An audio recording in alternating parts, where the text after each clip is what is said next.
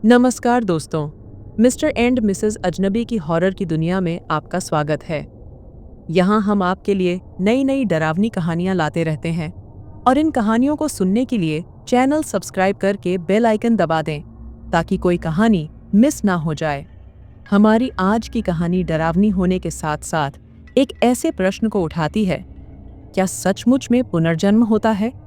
क्या जो भी प्राणी पैदा होता है उसकी जिंदगी का लक्ष्य पहले से ही निर्धारित होता है? शायद इन्हीं प्रश्नों के उत्तर हमारी आज की कहानी की मुख्य पात्र अनन्या खोज रही है। चलिए आज की कहानी को शुरू करते हैं। अनन्या शर्मा 27 साल की स्मार्ट और जिज्ञासु प्रवृत्ति की लड़की है। वह दिल्ली विश्वविद्यालय से भारत में प्रचलित लोक मान्यताओं और अंधविश्वासों पर अपनी पीएचडी कर रही है। वैसे तो वह तार्किक सोच वाली है, लेकिन किसी हद तक अंधविश्वासों को कहानियां मानती है। उसे बचपन से ही एक अजीब सा सपना आता था कि वो एक तालाब के किनारे खड़ी है और चारों तरफ धुंध फैली हुई है और अचानक तालाब के पानी से एक औरत का सिर धीरे धीरे निकल रहा है और उसकी लाल अंगारों की तरह धधकती आंखें हैं। हर बार इन आंखों को देखते ही अनन्या का सपना टूट जाता था और वो पसीने से तरबतर हुई उठ जाती थी। अनन्या को पता नहीं क्यों ये सपना आता था। उसने कई डॉक्टर और मनोचिकित्सकों को इस बारे में दिखाया था, लेकिन अभी भी ये सपने आ रहे थे। तब उनके परिवार के ज्योतिष ने बताया, शायद ये उसके पिछले जन्म से जुड़ा कोई कारण हो या फिर भविष्य में आने वाली किसी घटना का संकेत हो। यही एक कारण था ही अनन्या ने अंधविश्वास को ही अपनी शोध का विषय चुना। शायद उसे अपने कई सवालों का जवाब भी मिल जाए। यूनिवर्सिटी के कैंपस की लाइब्रेरी में अनन्या अपनी फाइनल रिसर्च की तैयारी कर रही थी। तभी उसकी बेस्ट फ्रेंड निधि पीछे से आकर उसके कंधे छूकर उसे डरा देती है। अनन्या ने चौंकते हुए पीछे देखा तो निधि अपने मुंह पर हाथ रखकर हंस रही थी। लाइब्रेरी में बोलना मना था तो अनन्या ने उसे पास की कुर्सी पर बैठने का इशारा किया।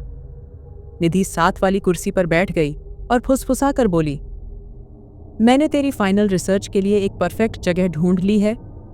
कल ही गांव से हमारे कुछ रिश्तेदार आए हैं तो बातों ही बातों में उन्होंने अपने गांव के पास एक रहस्यमय गांव के बारे में बताया, जहां की औरतें 7 दिन के लिए किसी तरह का कोई गुप्त अनुष्ठान करती हैं।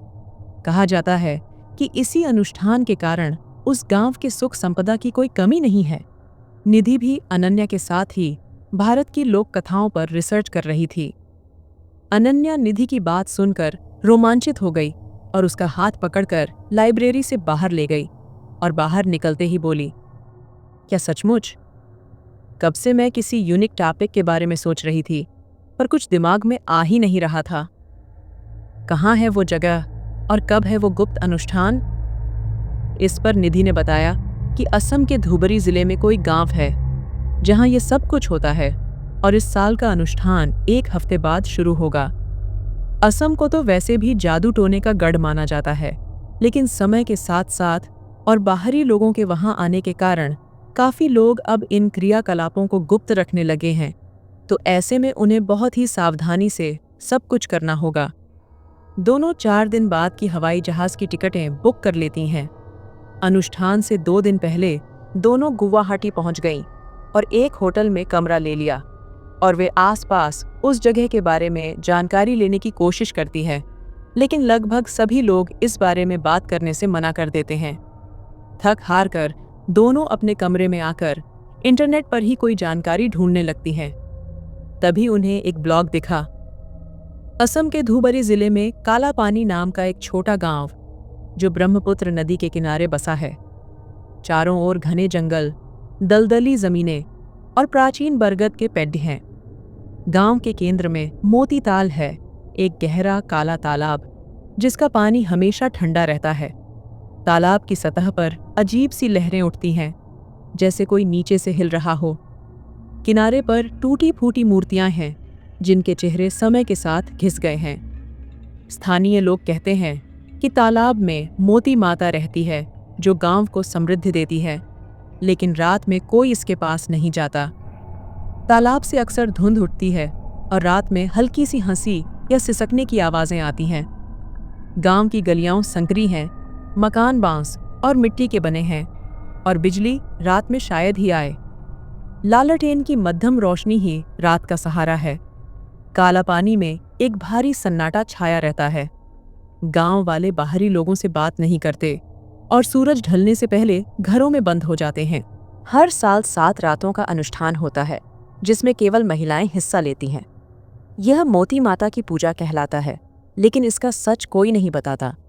गांव की समृद्धि, हरे भरे खेत, भरे हुए अनाज के भंडार और स्वस्थ मवेशी सबको हैरान करते हैं, लेकिन कोई नहीं पूछता कि इसका राज क्या है। शायद इस सब के पीछे कोई काला इतिहास हो, लेकिन एक बात तो पक्की है कि गांव की इस सुख समृद्धि के पीछे कोई गहरा राज है, और शायद इस राज को जानने वाला जिंदा नहीं रहता। ब्लॉग पढ़ने के बाद निधि तो डर से कांप गई और अनन्या को जैसे कोई अजीब आकर्षण महसूस हुआ। निधि ने कहा, अन्नू, मुझे तो कुछ ठीक नहीं लग रहा। शायद हमें वहां नहीं जाना चाहिए। निधि अनन्या को उसके निकनेम अन्नू से ही बुलाती थी। अनन्या ने हंसते हुए कहा, अरे मेरी बहादुर बिल्ली, इतने में ही डर गई। मैं हूं ना तेरे साथ, अब ज्यादा सोच मत। कल मार्केट जाकर कुछ जरूरी सामान और कुछ एक्स्ट्रा बैटरीज भी खरीद लेंगे। पता नहीं वहां ठीक से बिजली आती भी है या नहीं। निधि का डर कुछ कम हुआ और दोनों सो गईं। रात को अनन्या को फिर से वही सपना आया, लेकिन इस बार सपना हर बार से अलग था। सपने में फिर एक बार अनन्या अपने आप को उसी तालाब के किनारे देखती है और फिर से वो लाल आंखों वाली औरत उस तालाब से निकलती है। लेकिन इस बार उसका सपना उन लाल आंखों को देखने के बाद टूटा नहीं। औरत का पूरा चेहरा तालाब से बाहर निकला। उसके तेज नुकीले दांत थे और खून से सना चेहरा। उसने लाल रंग की साड़ी पहनी थी और वो तालाब से बाहर निकली और उसने अनन्या को गर्दन से पकड़कर ऊपर उठा लिया और बोली, मैं तेरा कब से इंतजार कर रही थी, और जोर जोर से हंसने लगी। अनन्या चीख कर उठ गई। निधि भी उसके चीखने की आवाज सुनकर उठ गई और उसने अनन्या से पूछा, वही सपना फिर आया क्या? अनन्या ने हकलाते हुए कहा, हाँ, लेकिन इस बार सपना अलग था। उसने निधि को पूरे सपने के बारे में बताया। निधि ने कहा, शायद ये इस जगह का असर है। शायद हमें वापस चलना चाहिए। अनन्या बोली, शायद ये संकेत है कि हमें वहां जरूर जाना चाहिए। शायद मेरे सभी सवालों के जवाब वहीं मिल जाएं। अगले दिन दोनों सारा जरूरी सामान और एक्स्ट्रा बैटरीज खरीदकर एक जीप उन्हें गांव तक ले जाने के लिए बुक करती है। लेकिन जीप वाला उन्हें बस गांव के बाहर तक छोड़ने पर राजी हुआ। वह गांव के अंदर नहीं जाना चाहता था। अनुष्ठान के पहले दिन सुबह जल्दी दोनों लड़कियां काला पानी गांव की और अपनी जीप से चल दीं। रास्ता बहुत ही खराब और ऊबड़ खाबड़ था। जीप वाला एकदम शांति से जीप चला रहा था। अगर निधि या अनन्या उससे बात करती तो वो बस उसी बात का जवाब देता, कुछ ज्यादा नहीं बोलता। लगभग 4 घंटे के सफर के बाद एक कच्ची सड़क पर उसने जीप रोकी और बोला, यहीं से काला पानी गांव शुरू होता है, मैं इससे आगे नहीं जाऊंगा। अनन्या और निधि जीप से अपना सामान निकालकर उतर गईं और जीप वाले को पैसे दिए। जीप वाले ने फिर से जीप स्टार्ट की और कुछ सोचकर बोला, मैडम सुनिए। अनन्या और निधि पलटी और वो जीप वाला बोला, मोतीताल में वो रहती है जो देती भी है और लेती भी है, आप सावधान रहना। और तेजी से वहां से निकल गया। उन्हें इसका मतलब समझ नहीं आया और निधि बोली, अजीब आदमी है। दोनों गांव की ओर चलने लगी। काला पानी की उस कच्ची सड़क पर दूर दूर तक कोई नहीं था। सर्दी यहाँ कुछ ज्यादा ही थी और काफी धुंध भी छाई हुई थी और सूरज बादलों के पीछे लुका छिपी खेल रहा था। थोड़ा चलने पर उन्हें दूर कुछ घर दिखाई दिए। उनके कंधों पर भारी बैग थे जिसमें उनके लैपटॉप, नोटबुक, कपड़े और कुछ छोटे बड़े कैमरे थे। उन्होंने गांव की ओर देखा। संकरी गलियां, बांस के मकान और दूर तालाब की ओर जाता एक पतला रास्ता। यह जगह कुछ अजीब सी है, निधि ने अनन्या से कहा। अनन्या तो जैसे मंत्रमुग्ध हो उस गांव को ही देख रही थी, जैसे वो पहले भी यहाँ आई हो। यहाँ आने से पहले अनन्या को लगा कि यह उसकी थीसिस का सबसे रोमांचक हिस्सा होगा, लेकिन वह नहीं जानती थी कि वह एक ऐसे रहस्य की ओर कदम बढ़ा रही थी जो उसकी जिंदगी बदल देगा। गांव का मुख्य द्वार बांस का बना था, जिस पर हिंदी और असमिया भाषा में काला पानी लिखा था। गांव में प्रवेश करते ही कुछ छोटे बच्चे उनके आगे पीछे दौड़ने लगे और बड़े लोग बस हैरानी से उन्हें ही देख रहे थे। तभी एक युवक जो कि 20-22 साल का होगा दौड़कर उनके पास आया और बोला, आप कौन और यहाँ किससे मिलने आई हैं? अनन्या बोली, हम स्टूडेंट्स हैं और यहाँ घूमने आए हैं। युवक ने उन्हें अपने साथ चलने को बोला और उन्हें अपने साथ एक पुराने महान के बाहर छोड़ गया। ये गांव का एक छोटा सा मेहमान खाना था, मुखिया का पुराना घर जो अब खाली पड़ा था। उन्हें वहीं पर रहने की जगह मिल गई। वहां उन्हें मालिनी बाई मिली, जिनके चेहरे पर गहरी सिलवटें थीं और आंखों में एक ठंडक। आप यहाँ क्यों आई हैं? मालिनी बाई ने सख्त लहजे में पूछा। मैं एक शोधकर्ता हूँ और ये मेरी दोस्त, अनन्या ने मुस्कुराते हुए कहा। हमें आपके गांव के अनुष्ठान के बारे में जानना है, मोती माता की पूजा के बारे में। मालिनी बाई का चेहरा और सख्त हो गया और वो कड़क आवाज में बोली, यहाँ ऐसा कुछ नहीं होता, आप कल सुबह वापस चली जाएं। ये बोलकर मालिनी बाई वहां से चली गई। अनन्या को मालिनी बाई का रवैया अजीब लगा, लेकिन उसने कुछ नहीं कहा। दोनों अपने कमरे में चली गईं और अपना सामान एक कोने में रख दिया। निधि बोली, कितनी खड़ूस औरत थी, मेरा तो मन कर रहा था कि एक बजा कर दूं उसे। दोनों हंसने लगी। उस रात जब अनन्या अपने कमरे में लालटेन की मध्यम रोशनी में अपनी नोटबुक खोलकर नोट्स लिख रही थी, उसे खिड़की से तालाब की ओर जाती एक मशाल की रोशनी दिखी। निधि थककर सो रही थी। उसका दिल जोर से धड़का। वह जानती थी कि यह अनुष्ठान की पहली रात थी। उसने तुरंत निधि को जगाया। दोनों ने अपने कैमरे लिए, शॉल ओढ़ी और चुपके से उस रोशनी का पीछा किया। वे नहीं जानती थीं कि उनका यह कदम उन्हें एक भयानक सच्चाई के करीब ले जाएगा। अनन्या और निधि तालाब के पास पहुंचती हैं, जहां वे गांव की महिलाओं को अनुष्ठान करते देखती हैं। तालाब के किनारे एक चबूतरा था, जिस पर मालिनी बाई खड़ी थी। महिलाएं लाल और काले कपड़ेहों में थीं, उनके हाथों में मशालें थीं और वे एक अजीब सा मंत्र गा रही थीं। उनकी आवाजें सामान्य नहीं, कभी गहरी तो कभी तीखी, जैसे कई लोग एक साथ बोल रहे हों। तालाब का पानी हिल रहा था और उसमें से धुंध उठ रही थी। अनन्या और निधि झाड़ियों में छुपकर अपने कैमरे से यह सब रिकॉर्ड कर रही थीं। अनन्या निधि से बोली, यह क्या है? यह कोई सामान्य पूजा नहीं। निधि बस एक पत्थर की तरह अपने कैमरे से सब रिकॉर्ड कर रही थी।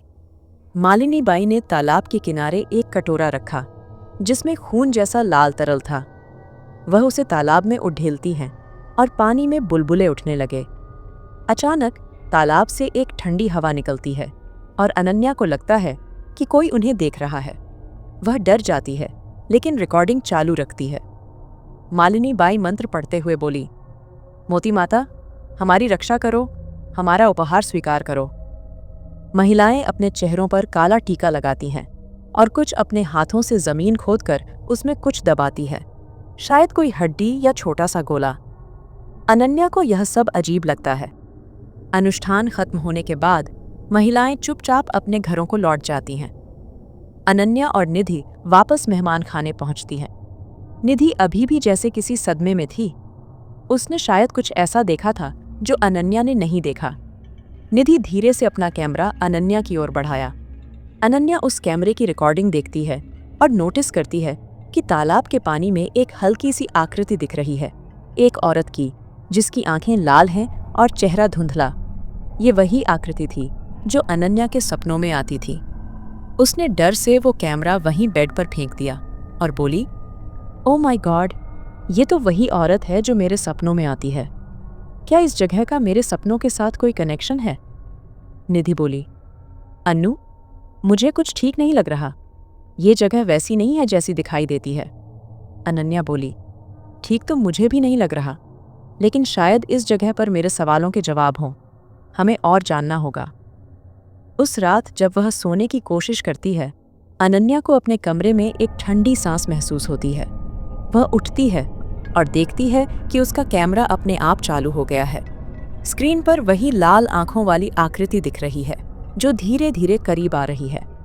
अनन्या चीख पड़ती है और अचानक कमरे की लालटेन बुझ जाती है। वह डर के मारे कंबल में छुप जाती है। और कुछ देर बाद उसे बाहर से कदमों की आवाज़ सुनाई देती है जो धीरे धीरे दूर चली जाती है। इस बात से बेखबर निधि गहरी नींद में सो रही थी, तो अनन्या ने उसे उठाने की कोशिश नहीं की। अगले दिन जब सुबह अनन्या उठी तो निधि अभी भी सो रही थी। उसने टेबल पर निधि के लिए एक नोट छोड़ा और मेहमान खाने से बाहर चली गई। अनन्या गांव में लोगों से बात करने की कोशिश करती है, लेकिन ज्यादातर लोग इस बारे में कोई बात नहीं करते। वह गांव की छोटी सी दुकान पर गई जहां उसे कमलेश मिला। कमलेश गांव का शिक्षक है और बाहरी लोगों से बात करने में थोड़ा खुला है। बातों ही बातों में अनन्या ने कहा, कमलेश जी, मुझे मोती माता की पूजा के बारे में कुछ बताइए, ये इतना गुप्त क्यों है? कमलेश ने घबराते हुए कहा, अनन्या जी, आप यहां से चली जाएं। ये गांव, यहां कुछ चीजें ऐसी हैं जिन्हें जानना ठीक नहीं। अनन्या, मैं सच जानना चाहती हूं, ये तालाब, ये अनुष्ठान, इसमें क्या है? कमलेश चुप हो जाता है, लेकिन उसे बताता है कि तालाब के पास रात में नहीं जाना चाहिए। वह कहता है कि कई साल पहले एक बाहरी व्यक्ति तालाब के पास गया था और फिर कभी नहीं लौटा।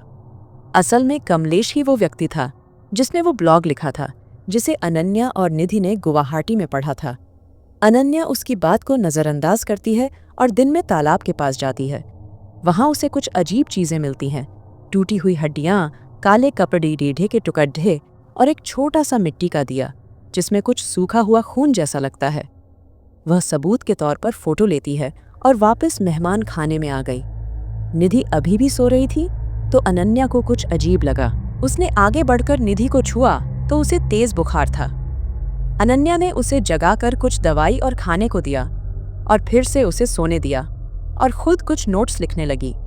उसे लगा शायद उसे वापस गांव जाकर और लोगों से बात करनी चाहिए।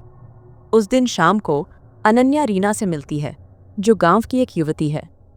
रीना अनन्या को देखकर थोड़ा झिझकती है, लेकिन उसकी बातों से प्रभावित होती है। रीना बोली, दीदी, आप यहाँ क्यों आई हैं? यह गांव आपके लिए सुरक्षित नहीं है। अनन्या ने कहा, रीना, मुझे सच बताओ, ये मोती माता कौन है और ये अनुष्ठान क्या है? रीना कुछ नहीं कहती और चली जाती है, लेकिन अनन्या को उसकी आंखों में डर दिखता है। वापस आकर अनन्या देखती है कि निधि का बुखार कुछ कम था। वे उसे दूध और कुछ ब्रेड टोस्ट देकर आराम करने को बोलती है। रात को अनन्या फिर तालाब के पास जाती है। इस बार अनुष्ठान और डरावना था। महिलाएं तालाब के चारों ओर एक गोल घेरा बनाकर नाच रही थीं। उनके चेहरों पर एक अजीब सी मुस्कान थी। मालिनी बाई एक मिट्टी का गड्ढा तालाब में डालती है और तालाब का पानी लाल हो गया। अनन्या को लगता है कि पानी में कोई हिल रहा है। वह रिकॉर्डिंग कर रही होती है। तभी उसे अपने पीछे एक ठंडा हाथ महसूस होता है। वह पलटती है, लेकिन वहां कोई नहीं। अचानक तालाब से एक भयानक आवाज आती है, जैसे कोई चीख रहा हो। अनन्या का कैमरा अपने आप बंद हो गया और उसे लगा कि कोई उसके पास मौजूद है, पर उसे दिख नहीं रहा। वह डर गई और वह भागने की कोशिश करती है, लेकिन तालाब की धुंध उसे घेर लेती है और उसे एक औरत की आकृति दिखती है। लंबे काले बाल, लाल आंखें और एक सर डरा हुआ चेहरा। ये कोई देवी ना होकर एक पिशाचिनी थी। पिशाचिनी हंसते हुए बोली, मैं कब से तेरा ही इंतजार कर रही थी। अब जाकर तू वापस आई है और अब मेरी साधना पूरी होगी। अनन्या चीखती है और किसी तरह मेहमान खाने तक भाग जाती है। उसने अपने कमरे को बंद कर लिया, लेकिन उसे खिड़की से तालाब की ओर एक लाल रोशनी दिखती है। वह अपने लैपटॉप पर रिकॉर्डिंग देखने की कोशिश करती है, लेकिन स्क्रीन पर सिर्फ धुंध दिखती है और उसमें से एक हल्की सी हंसी की आवाज आती है। अनन्या का दिल जोर जोर से धड़धक रहा था। वह अपने कमरे की दीवार पर कुछ अजीब से निशान देखती है, जैसे किसी ने नाखूनों से खुरचकर कुछ लिखा हो। निशान धीरे धीरे चमकने लगते हैं और उनमें से एक शब्द बनता है, सच। अनन्या डरते हुए बोली, यह क्या हो रहा है? निधि को भी शायद कुछ हो गया है। मुझे यहाँ से जाना चाहिए था। क्या करूं? यहाँ से चली तो जाऊं, लेकिन मैं सच के इतना करीब हूं। वह पूरी रात सो नहीं पाती। उसे बार बार लगता है कि कोई उसके कमरे में है। खिड़की से आने वाली हवा में जैसे अजीब सी गंध थी और उसे दूर से तालाब की ओर मशालों की रोशनी दिखती है। अनन्या अब डर चुकी है। लेकिन उसकी जिज्ञासा उसे रुकने पर मजबूर करती है। निधि अभी भी बुखार में थी, लेकिन उसकी हालत स्थिर थी। वह फिर रीना से मिलती है, जोर देकर उससे पूछती है, और इस बार रीना टूट जाती है। रीना बोली, अनन्या दी, मोती माता कोई देवी नहीं है, वह एक पिशाचिनी है। तुमने उसे देख लिया है ना, अब वह तुम्हें नहीं छोड़ेगी। तुम्हारी दोस्त ने उसे सीधा नहीं बल्कि कमरे से देखा है, इसीलिए उसे ये बुखार आया है। अगर भगवान ने चाहा तो कुछ दिनों में वह ठीक हो जाएगी, लेकिन आप दोनों यहां से जल्द निकल जाएं, इसी में आपकी भलाई है। अनन्या ने रीना को अपने सपनों के बारे में बताया तो रीना हैरान रह गई।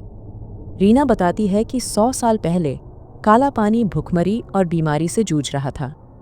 एक औरत, दामिनी, गांव में रहती थी। वह एक तांत्रिक की बेटी थी और जड्डीही बूटियों से बीमारों का इलाज करती थी, लेकिन गांव वालों ने उसे जादूगरनी समझा और उसे तालाब में डुबोकर मार डाला। मरने से पहले दामिनी ने गांव को श्राप दिया कि वह एक पिशाचिनी बनकर लौटेगी और उनकी हर खुशी छीन लेगी। उसकी आत्मा तालाब में बस गई और तब से वह गांव को समृद्धि देती है, लेकिन हर साल एक युवा की बलि के बदले। अनन्या चौंक कर बोली, यह सच नहीं हो सकता, तुम लोग हर साल किसी की जान लेते हो। रीना ने रोते हुए कहा, हमारे पास कोई चारा नहीं, अगर हम ऐसा नहीं करेंगे तो वह पूरे गांव को बर्बाद कर देगी। पिछले साल मेरे भाई को चुना गया था, लेकिन वह किसी तरह बच गया। अब वह गांव में छुपा है, लेकिन हमें डर है कि वह फिर आएगी।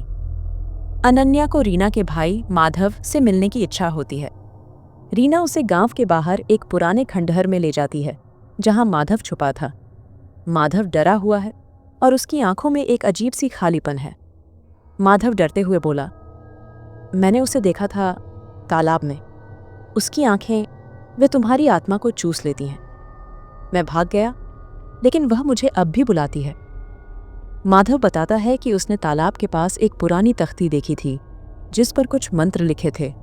उसे लगता है कि यह पिशाचिनी को हराने का तरीका हो सकता है।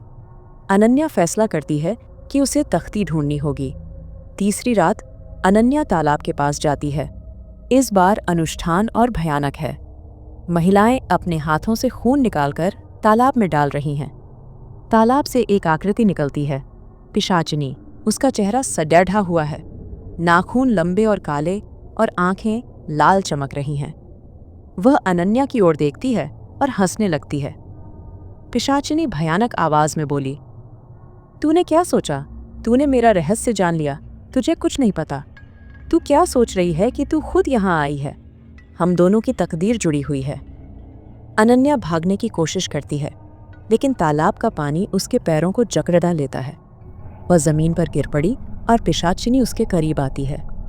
तभी कमलेश वहां पहुंचता है और अनन्या को खींचकर वहां से ले जाता है, लेकिन पिशाचिनी की हंसी उनके पीछे गूंजती रहती है। अनन्या के हाथ में एक छोटा सा पत्थर रह जाता है जो तालाब के किनारे से मिला था। उस पर अजीब से निशान हैं, जैसे कोई प्राचीन लेख। कमलेश अनन्या को गांव के बाहर जंगल में ले जाता है, जहां बाबा हरिदास रहते हैं। बाबा हरिदास एक तांत्रिक हैं जिन्हें पिशाचिनी का इतिहास पता है। वह अनन्या को देखते ही बोलते हैं, तो आखिर तुम यहाँ आ ही गई। 100 साल लगे तुम्हें वापस आने में। तुम्हें पता नहीं कि तुम पिछले जन्म में दामिनी की छोटी बहन सुलोचना थी। असल में वो तुम थी जो गांव वालों की मदद करती थी, ना कि दामिनी। दामिनी तो अपनी काली शक्तियां बढ़ाने में लगी रहती थी और गांव वालों के प्रति उसका व्यवहार अच्छा नहीं था। गांव वाले जितना तुम्हें प्यार करते थे, उतनी ही दामिनी से नफरत। दामिनी गांव के कम उम्र के युवकों को अपनी काम वासना का शिकार बना उनकी बलि देती थी। तुमने दामिनी को रोकने की बहुत कोशिश की, लेकिन उसने तुम्हारी बात नहीं मानी और अंत में तुमने सब कुछ गांव वालों को बता दिया और उन्होंने उसे तालाब में डुबोकर मार डाला और ये गांव दामिनी की श्राप से शापित हो गया। तुमने ही कठिन साधना से वो मंत्र प्राप्त किया था जिससे दामिनी को खत्म किया जा सके और गांव वालों को उसके चंगुल से आज़ाद किया जा सके। लेकिन उस साधना में तुम्हारा शरीर पूरी तरह से टूट गया था और तुम्हें वो मंत्र एक तांबे की तख्ती में लिखकर गांव वालों को दिया था ताकि वो मंत्र को पढ़कर दामिनी को हमेशा हमेशा के लिए खत्म कर दें। वो तख्ती गांव वालों को सौंपकर तुमने अपने प्राण त्याग दिए। लेकिन गांव वाले इसमें असफल हुए और वो तख्ती वहीं तालाब में ही है।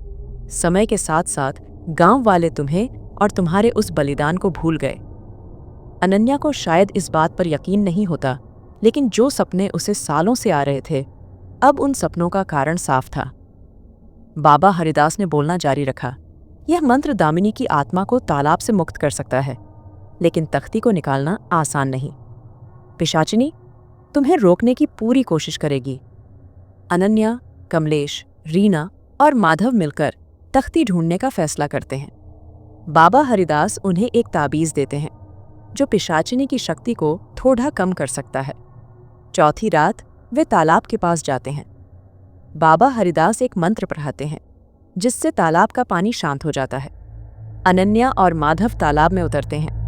पानी ठंडा और भारी है और उन्हें लगता है कि कोई उन्हें नीचे खींच रहा है। अनन्या सोचती है, मुझे हिम्मत नहीं हारनी है, शायद मुझे ये नया जन्म गांव वालों को बचाने के लिए ही मिला है। वे तालाब के तल में एक पत्थर का ढक्कन ढूंढते हैं जिसके नीचे तख्ती है, लेकिन जैसे ही वे उसे खोलने की कोशिश करते हैं, तालाब का पानी उबलने लगता है। पिशाचिनी की आकृति उनके सामने प्रकट होती है। पिशाचिनी गुस्से में बोली, तुम फिर से मेरी शक्ति छीनना चाहते हो? तुम सब मरोगे। पिशाचिनी अनन्या पर हमला करती है और उसका ताबीज टूट जाता है। माधव अनन्या को बचाने की कोशिश करता है, लेकिन पिशाचिनी उसे नीचे खींच लेती है। अनन्या तख्ती को पकड़ लेती है और किसी तरह बाहर निकलती है, लेकिन माधव गायब हो जाता है। रीना रोने लगती है और कमलेश अनन्या को तालाब से दूर ले जाता है। 5वीं रात पिशाचिनी पूरे गांव में आतंक मचाती है। वह अनन्या को ढूंढ रही थी। गांव वाले डर के मारे अपने घरों में बंद हैं।